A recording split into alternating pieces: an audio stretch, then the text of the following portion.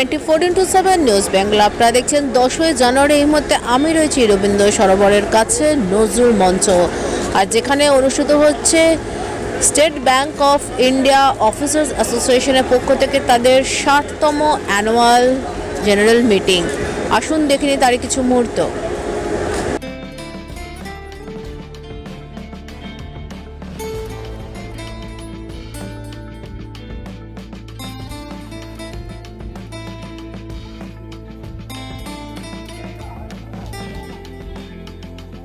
অনুষ্ঠিত হলো state Bank of India officers অ্যাসোসিয়েশনের বেঙ্গল সার্কেলের 60তম অ্যানুয়াল জেনারেল মিটিং। এদিনে সভায় বহু সংখ্যক ব্যাংকে কর্মরত ব্যক্তিত্বরা যোগদান করে। 5 ডেজ ওয়ার্কিং ডেজ, দেশ গঠনে সরকারি ব্যাংকের ভূমিকা, সাধারণ মানুষের সঞ্চিত অর্থের সুরক্ষা, সরকারের রাষ্ট্রায়ত্ত ব্যাংকগুলিকে বেসরকারীকরণের নীতি ইত্যাদি বিবিধ বিষয় নিয়ে এদিনে সভা থেকে সোচ্চার হন সংগঠনের নেতৃত্বরা। উক্ত সভায় মঞ্চ থেকে বক্তব্য রাখতে উপস্থিত ছিলেন AISBOF এর general secretary Rupam Roy, chief general manager State Bank of India local head office Kolkata সার্কেলের Niraj Kumar Panda, State Bank of India officers অ্যাসোসিয়েশনের বেঙ্গল সার্কেলের জেনারেল সেক্রেটারি শুভজ্যোতি চট্টোপাধ্যায় সহ অন্যান্য নেতৃত্ববর্গরা।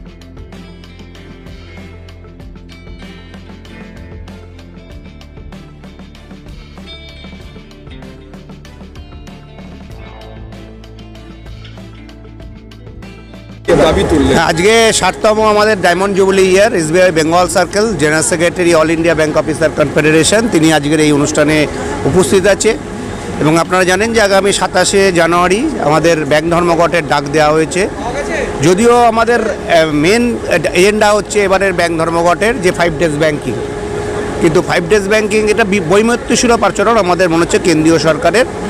কেননা সমস্ত সেক্টরগুলোতে LIC GIC মানে রাষ্ট্রায়ত্ত সংস্থাগুলোতে যদিও এখনও পর্যন্ত 5 ডেজ উইক চালু করে দিয়েছে, কিন্তু এখনও পর্যন্ত ব্যাংকের চুক্তি হওয়া সত্ত্বেও 1.5 বছর হয়ে গেছে চুক্তি সম্পাদন হয়েছে, কিন্তু এখনও পর্যন্ত কেন্দ্রীয় সরকারের থেকে কোনো সদিচ্ছা আমরা দেখতে পাচ্ছি না।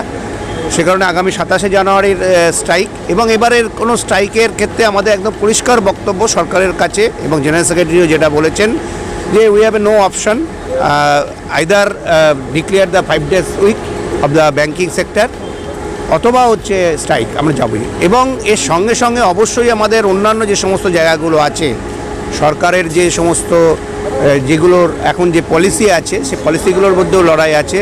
রিক্রুটমেন্ট হচ্ছে না, ব্যাঙ্কগুলোর শাখাগুলোতে প্রচণ্ড পরিমাণে লোকের অভাব, বিভিন্ন জায়গায় হচ্ছে শাখায় শাখায় আমরা দেখতে পাচ্ছি যে লোকের অভাবের জন্য অফিসার ক্লারিক্যাল সমস্ত জায়গায় লোকের অভাব রয়েছে, সাব স্টাফ নেই ব্যাঙ্কগুলোতে।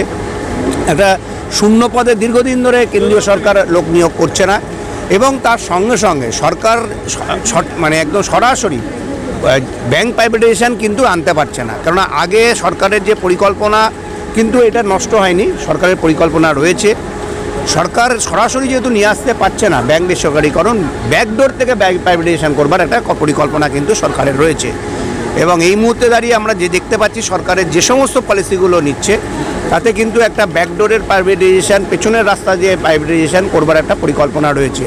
আপনারা জানেন যে সরকারি ব্যাংকগুলোকে, রাষ্ট্রায়ত্ত ব্যাংকগুলোতে MD নিয়োগের কথা, প্রাইভেট সেক্টর থেকে MD নিয়োগের কথা অলরেডি কেন্দ্রীয় সরকার থেকে ঘোষণা করা হয়েছে। এবং তার সঙ্গে সঙ্গে অনেকগুলো জায়গা যেগুলো রয়েছে সেই জায়গাগুলোও কিন্তু আমরা বুঝতে পারছি যে সরকারের একটা মানে পেছনের দরজা দিয়ে প্রাইভেটাইজেশন করবার কিন্তু পরিকল্পনা করছে। এবং তার পাশাপাশি কিন্তু নানাভাবে DFS-এর থেকে ব্যাংকগুলোর, রাষ্ট্রায়ত্ত ব্যাংকগুলোর প্রতিদিনকার কাজের ক্ষেত্রে দেখা যাচ্ছে যে তারা কিন্তু হস্তক্ষেপ করছে। এটা হওয়া উচিত নয়, এবং এটা করছে কেবলমাত্র ব্যাংকের যে ম্যানেজমেন্ট আছে, বিভিন্ন ব্যাংকের যে ম্যানেজমেন্টগুলো আছে যে যারা কাজ করছেন সেই ম্যানেজমেন্টে সেই জায়গাটাকে নষ্ট করে দেওয়া। এবং এটা একটা, এবং ইনফ্রাস্ট্রাকচারের ক্ষেত্রে আমরা দেখতে পাচ্ছি যে সরকারের সদিচ্ছার অভাব রয়েছে রাষ্ট্রায়ত্ত ব্যাংকগুলোর ক্ষেত্রে। তা সামগ্রিকভাবে এই বিষয় নিয়ে আলোচনা হয়েছে। এবং আগামী 27শে জানুয়ারি আমাদের ব্যাংক ধর্মঘট তো হচ্ছেই, কেবলমাত্র একটা আমাদের এজেন্ডা, মেন এজেন্ডা, কিন্তু পাশাপাশি অন্যান্য যে সমস্ত এজেন্ডাগুলো রয়েছে, লোক রিক্রুটমেন্ট এবং তার সঙ্গে সঙ্গে ব্যাংকের ইনফ্রাস্ট্রাকচারকে আরও উন্নত করা, আরও বেশি ভালো করে কাস্টমার সার্ভিস যাতে আমরা দিতে পারি, এবং সেই জায়গাটাকে তৈরি করার জন্যই আজকের এই আলোচনা সভা আমাদের শুরু হয়েছে। ব্যাংক বাঁচানোর জন্য এই আন্দোলনটা দেশ বাঁচানোর জন্য। রাষ্ট্রায়ত্ত ব্যাংকের পরিকাঠামো যদি নষ্ট হয়ে যায়, সাধারণ মানুষের সম্পদ সঞ্চয় নষ্ট হবে। সুতরাং আমরা রিকোয়েস্ট করব, আমরা আপনাদের চ্যানেলের মাধ্যমে আমরা মানুষকে রিকোয়েস্ট করব যে ব্যাংকিং কাজগুলো তারা যাতে মিটিয়ে নেন 23 তারিখের আগে, এবং এটা আমরা মানুষের কাছে যেমন রিকোয়েস্ট করব। এবং আজকের একটা অসুবিধা আগামী দিনের বড় সুবিধা যদি তৈরি করে, তাহলে মানুষকে বলবো যে একটা দিনের জন্য অসুবিধা বা দুটো দিনের জন্য এই অসুবিধাটা তারা যেন আমাদের জন্য, ব্যাংকের জন্য, ব্যাংকের রাষ্ট্রায়ত্তকরণকে বাঁচিয়ে রাখার জন্য, দেশ বাঁচিয়ে রাখার জন্য যেন এই অসুবিধাটা তারা স্বীকার করে নেন।